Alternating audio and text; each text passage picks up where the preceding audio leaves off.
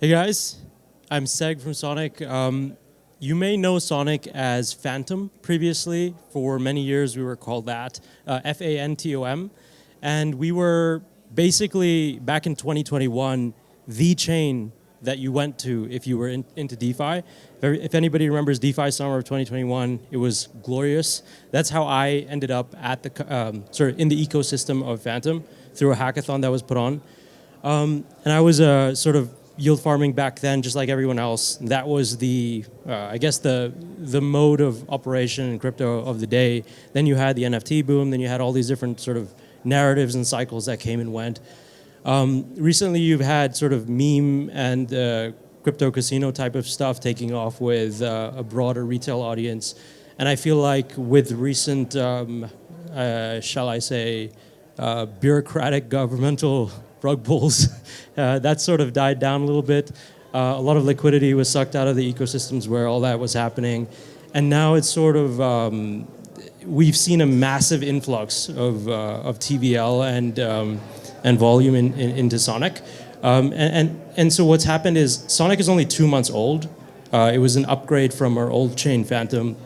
It was a technical upgrade as well as an upgrade on the economic model and incentive structures that were part of the chain. I'll describe those a bit later. But basically, you have a ton of people coming to Sonic because, one, it's extremely fast. It can house, I think, almost all DeFi activity on the chain with our theoretical TPS limits, which have been stress tested by our team. So I feel like the scalability piece has been solved, at least for the day, with Sonic's upgrades to the via EVM and then also the database optimizations that we've made, which was actually the major bottleneck that our tech team found which for scaling an EVM chain.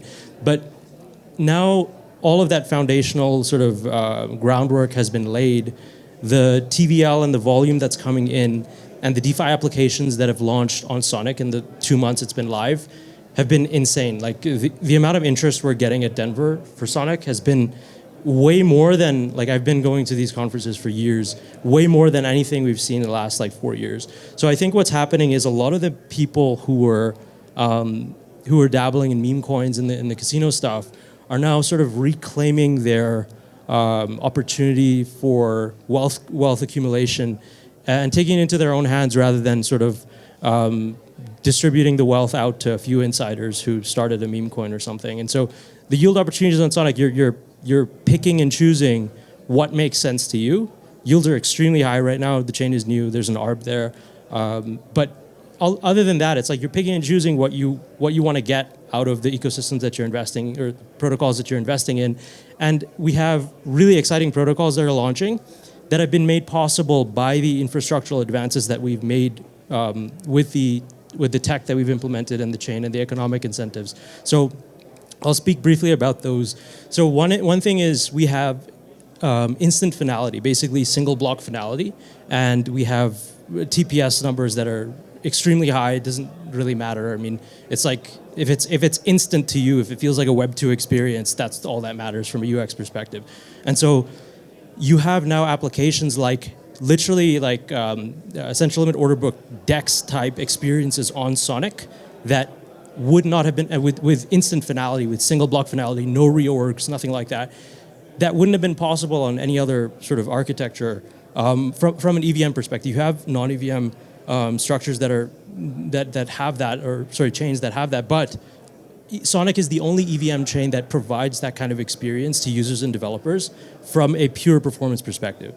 And then you have the economic incentives that we have that are different from pretty much any other chain out there. So we have the 90% fee monetization system, which means that developers of apps get 90% of the gas that their applications generate back as revenue for their protocol.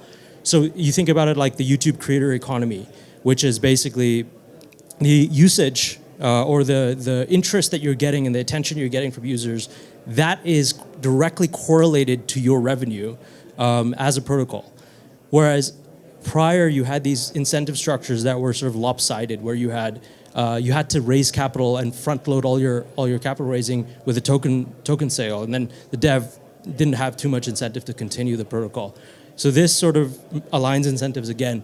with the dev and the user at the same time, not relying necessarily on token sales to fund a protocol. So all these things together, plus all the infrastructure we put in place. So we're taking a single chain focused approach, sort of different from the previous panelists, but basically what we are trying to do is put as much energy, time, money, and resources into our single chain to build out as much dev tooling, as much infra, as much as much of a robust ecosystem as possible, so that any protocol that deploys on us has access to all the tools and all the interoperability with different protocols that they need in order to get whatever they need done.